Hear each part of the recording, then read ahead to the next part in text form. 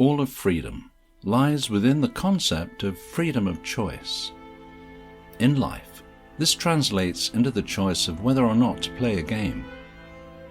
Thus, to the degree that the playing of games becomes a compulsive, freedom becomes lost. The route from entrapment to freedom then lies in the regaining of one's freedom of choice over playing games. As the being got himself into this trap, then only the being can get himself out. For you can say to another, "Free me," and with the best intent in the world, he will only succeed in making you into his slave. The very best he can do for you is show you the route out of the trap. The rest is up to you. We always tend to imagine a slave master as a rather muscular man armed with a large whip. Such a man is not even a novice at the gentle art of making slaves, for all the very best slaves are voluntary slaves and would not give up their slavery for anything. They are convinced that they are on the road to freedom and need no whips to keep them on it. To trap you while promising to free you is probably the oldest game in this universe. This is the game of the freedom maker. He makes slaves of those who walk a road to freedom that he created for them.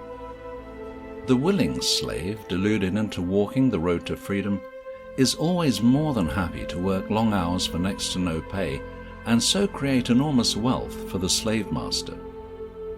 The places where his willing slaves toil on their road to freedom are called freedom factories.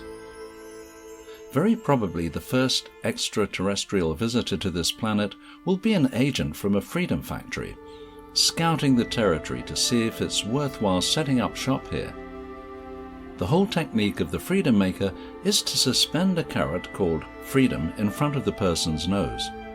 The carrot is on a string joined to a stick, the other end of which is attached to the person's back.